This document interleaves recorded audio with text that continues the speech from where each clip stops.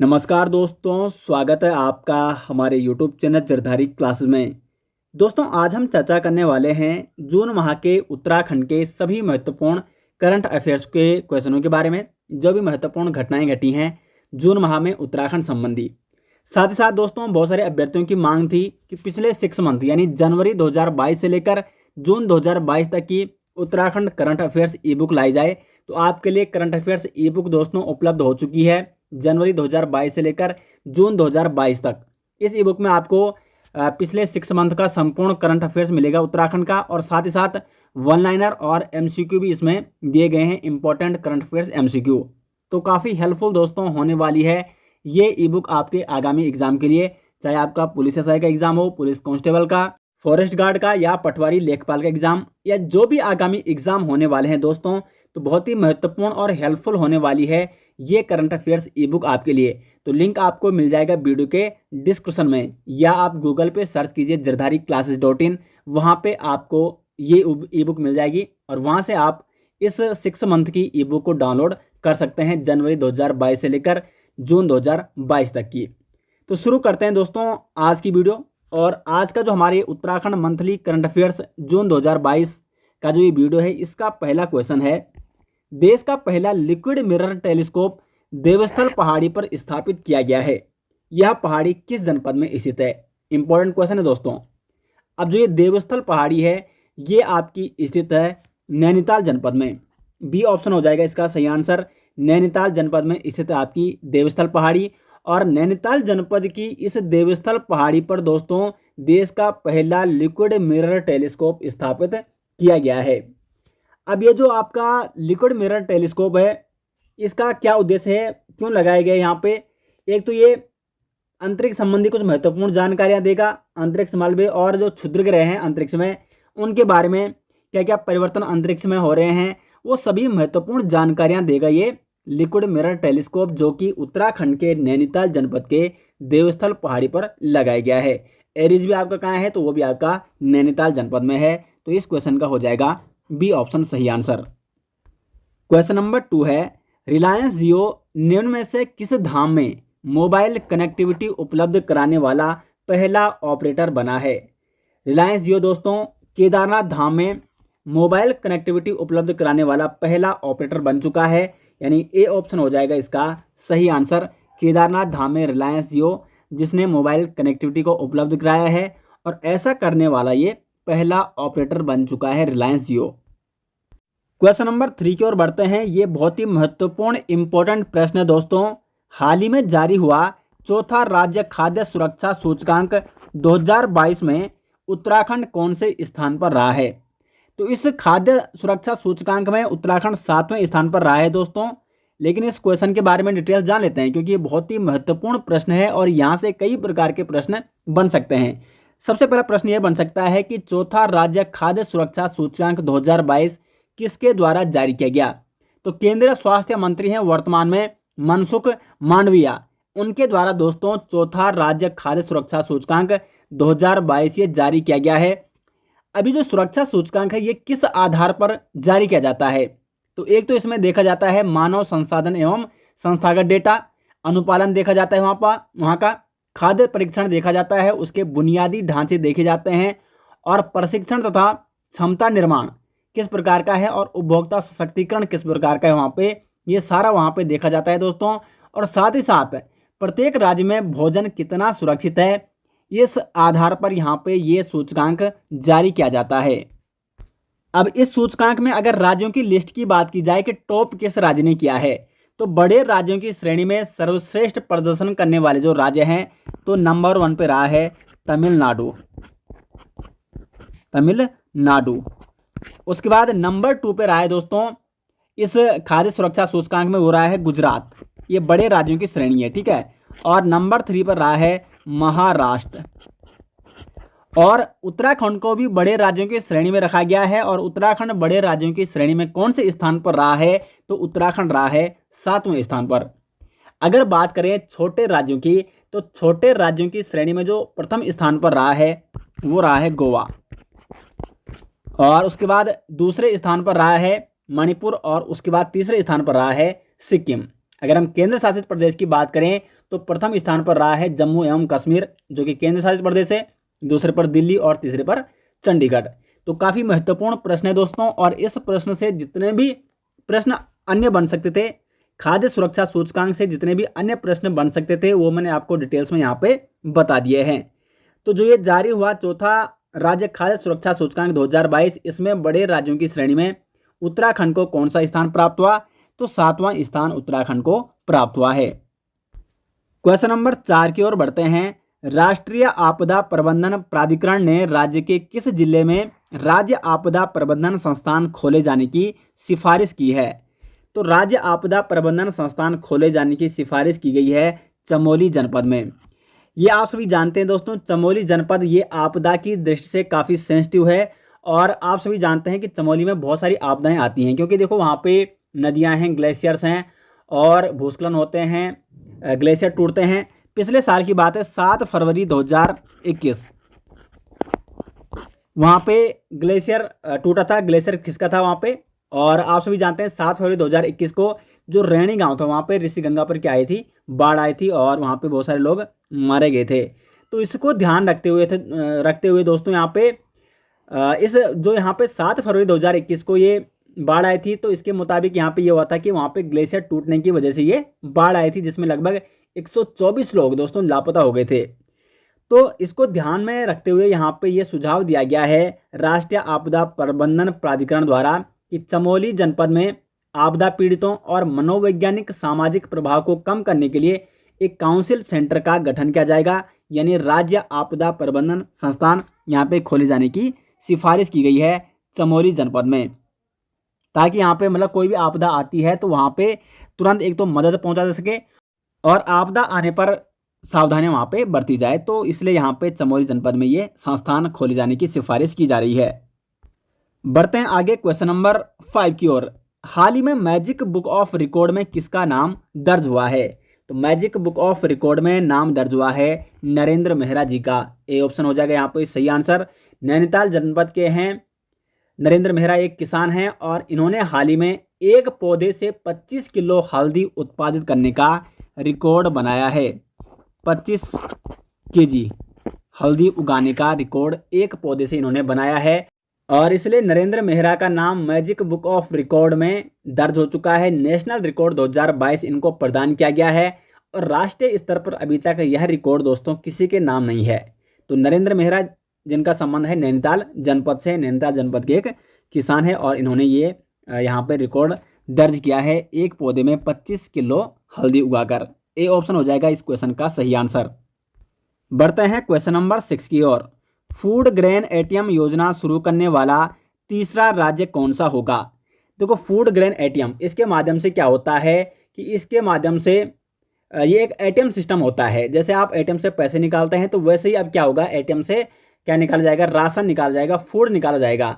और इसमें क्या होगा कि जो राशन कार्ड धारक हैं वो इस एटीएम के पास आएंगे, और वहाँ से गेहूं, चावल और दाल निकाल सकेंगे। वहाँ पर वो अपना जो उनका राशन कार्ड होगा वो डालेंगे वहाँ पे, या वो दिखाएंगे वहाँ पे। तो इस प्रकार से यहाँ पे ये फूड ग्रेन एटीएम योजना शुरू करने वाला जो तीसरा राज्य बनने जा रहा है वो बनने जा रहा है उत्तराखंड। अभी तक ये फूड ग्रेन एटीएम योजना किन किन राज्यों में लागू है दोस्तों?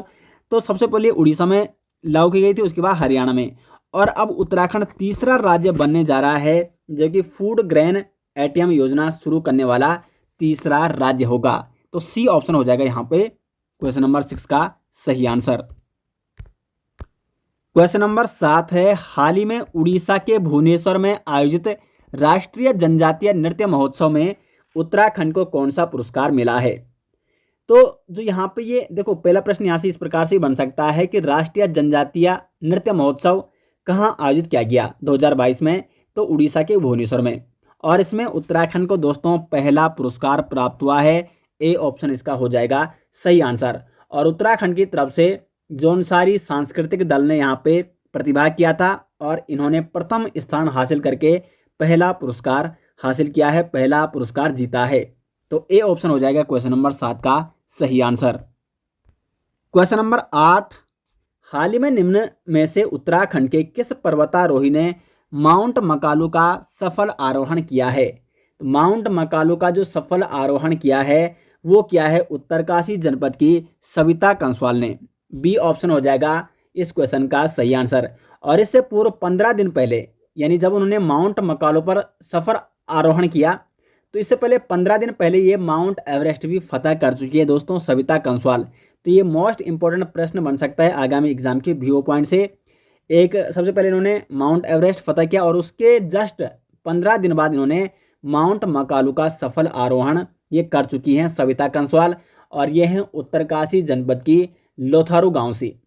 ठीक है, तो एक नेशनल रिकॉर्ड इन्होंने अपने नाम ही हासिल कर लिया है। 15 दिन के भीतर 2 चोटियां, माउंट एवरेस्ट और माउंट मकालू का सफल आरोहण सविता कंसवाल कर चुकी है। बी ऑप्शन हो जाएगा क्वेश्चन नंबर 8 का सही आंसर। क्वेश्चन नंबर 9 है यहाँ पे, पुष्कर सिंह धामी ने किस विधानसभा से उपचुनाव में 55,000 से अधिक वोटों से जीत कर नया कीर्तिमान रचा है? जैसे सभी आप जानते हैं कि जब विधानसभा चुनाव 2022 हुए थे तो वहां पे मुख्यमंत्री पद के जो दावेदार थे पुष्कर धामी, और पूर्व मुख्यमंत्री भी तो थे ही है, लेकिन ये वहां पे विधानसभा चुनाव हार जाते हैं। अब बहुत सारे जिन्होंने पॉलिटी नहीं पढ़ी होगी, वैसे तो मैंने आपको पॉलिटी डिटेल्स में पढ़ा रखी है, लेकिन अगर आपने पॉलिटी नहीं पढ़ी होगी तो आपके दिमाग में ये सवाल उठ रहा होगा कि जब पुष्कर सिंह धामी हार गए थे तो ये मुख्यमंत्री दोबारा क्यों बने? कोई भी व्यक्ति दोस्तों 6 माह के लिए मुख्यमंत्री बन सकता है। ठीक है, अगर आप में से भी कोई भी व्यक्ति बन सकता है, अगर पार्टी चाहिए। मतलब जो बहुमत वाली सरकार है, बहुमत में कौन है अभी उत्तराखंड में, वो है भारतीय जनता पार्टी। तो अगर भारतीय जनता पार्टी चाहिए तो वो आपको भी 6 महीने के लिए क्या बना सकती है? मुख्यमंत्री बना सकती है। लेकिन शर्त क्या है? 6 महीने बाद उपचुनाव होगा और उसमें आपको जीत हासिल करनी होगी। तो इसी को देखते हुए यहाँ पे पुष्कर धामी को, क्योंकि वो मुख्यमंत्री पद के तो दावेदार थे, इसलिए इनको 6 माह के लिए वहाँ पे मुख्यमंत्री बनाया गया, और 6 माह के अंतर्गत इनको उपचुनाव लड़कर जीत हासिल करनी थी, विधायक बनना था, और तब जाके ये फिर अगले 5 साल के लिए, जितने भी साल के लिए वो मुख्यमंत्री बनेंगे। तो यही हुआ यहाँ पे 6 माह के अंतर्गत इन्होंने उपचुनाव लड़ा है। और किस सीट से इन्होंने उपचुनाव लड़ा है? चंपावत सीट से। तो महत्वपूर्ण प्रश्न ये बनेगा यहाँ से, पुष्कर सिंह धामी द्वारा विधानसभा से, मतलब जो उपचुनाव इन्होंने लड़ा है दोबारा, वो किस विधानसभा सीट से इन्होंने लड़ा है? तो चंपावत विधानसभा सीट से। और यहाँ से इन्होंने कांग्रेस उम्मीदवार निर्मला गहतोड़ी को लगभग 55,000 से अधिक रिकॉर्ड वोटों से मतलब हराया है, और एक नया कीर्तिमान इन्होंने रचा है। तो डी ऑप्शन हो जाएगा क्वेश्चन नंबर 9 का सही आंसर। बढ़ते हैं दोस्तों क्वेश्चन नंबर 10 की ओर।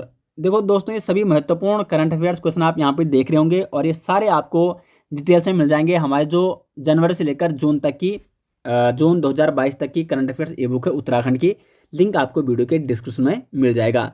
तो क्वेश्चन नंबर 10 है यहाँ पे, उपभोक्ता मूल्य सूचकांक में उत्तराखंड महंगाई दर के मामले में देश में कौन से स्थान पर रहा है? तो महंगाई दर के मामले में रहा है उत्तराखंड 15वें स्थान पर।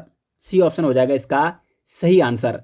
13 जून 2022 को ये रिपोर्ट जारी की गई थी, जून 2022 को। और ये रिपोर्ट कब की है? तो ये है मई माह की, मई मंथ की ये रिपोर्ट है। और ये रिपोर्ट किसके द्वारा जारी की गई थी? केंद्रीय सांख्यिकी एवं कार्यक्रम मंत्रालय द्वारा। तो ये सर्वे इन्होंने जारी किया 13 जून 2022 को, और इसके मुताबिक देश में सबसे अधिक महंगाई दर कहाँ है? वो है तेलंगाना में। तेलंगाना में है 9.45% यहाँ पे महंगाई दर है। और सबसे कम जो महंगाई दर है वो है 4.82%, वो है केरल में 4.82%।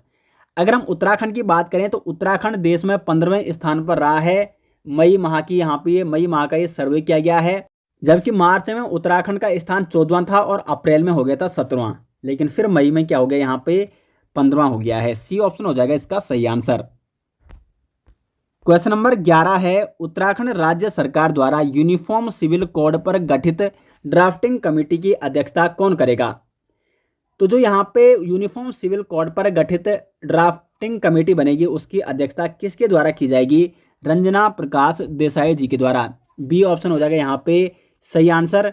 सुप्रीम कोर्ट की रिटायर्ड जज हैं रंजना प्रकाश देसाई, जो कि यहाँ पे यूनिफॉर्म सिविल कोड पर गठित ड्राफ्टिंग कमेटी की अध्यक्षता करेंगी। बी ऑप्शन हो जाएगा क्वेश्चन नंबर 11 का सही आंसर।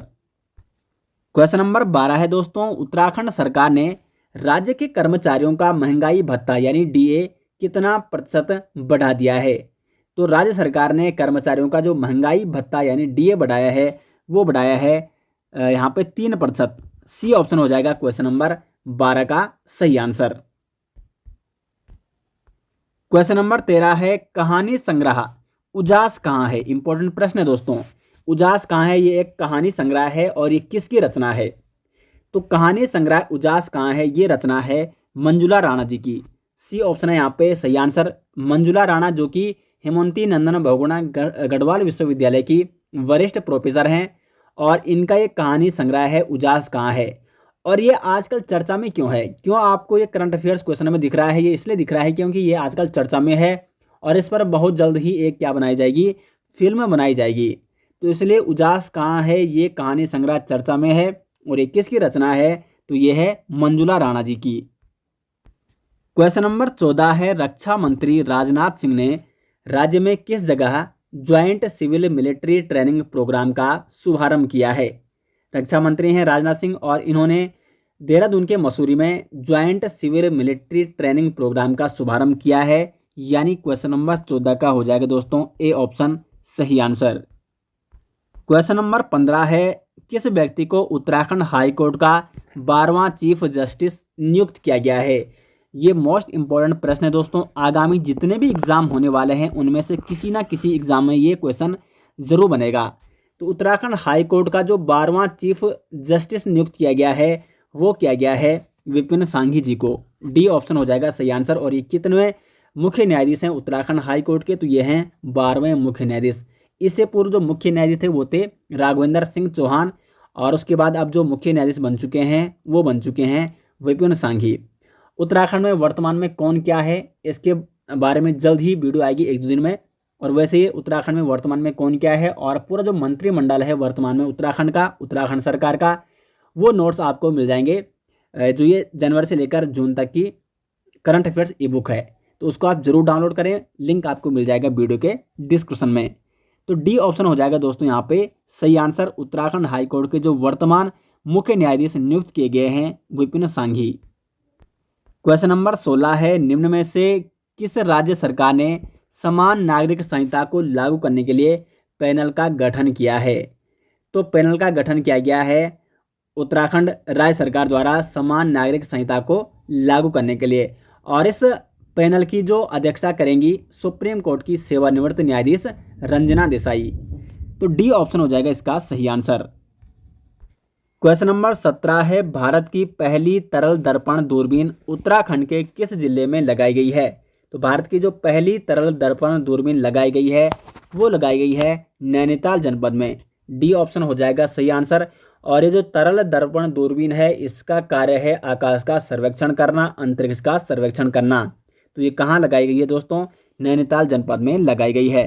तो जून माह के सभी महत्वपूर्ण करंट अफेयर्स क्वेश्चन दोस्तों एक साथ हम यहाँ पे चर्चा कर चुके हैं। वैसे लगातार हम वीकली करंट अफेयर्स सीरीज में आपको ये बताते रहते हैं इन क्वेश्चनों के बारे में और उसमें आपको इंडियन करंट अफेयर्स क्वेश्चनों के बारे में भी बताया जाता है। लेकिन महीने के अंत में हम यहाँ पे एक साथ लाते हैं उत्तराखंड करंट अफेयर्स ताकि जो नए अभ्यर्थी हैं उनको एक साथ ही करंट अफेयर्स मिल सकें और जो अभ्यर्थी लगातार हमारी वीकली करंट अफेयर्स सीरीज से जुड़े हुए हैं उनका रिवीजन हो सके। तो उम्मीद करते हैं आपको ये सीरीज पसंद आ रही है और वीडियो आपको कैसी लगी कमेंट बॉक्स में ज़रूर बताएं दोस्तों। और पिछले 6 मंथ की करंट अफेयर्स ई बुक लेने के लिए आप गूगल पे सर्च कीजिए जरदारी-classes.in या लिंक आपको वीडियो के डिस्क्रिप्शन में मिल जाएगा। तो मिलते हैं नेक्स्ट वीडियो के साथ, तब तक के लिए धन्यवाद।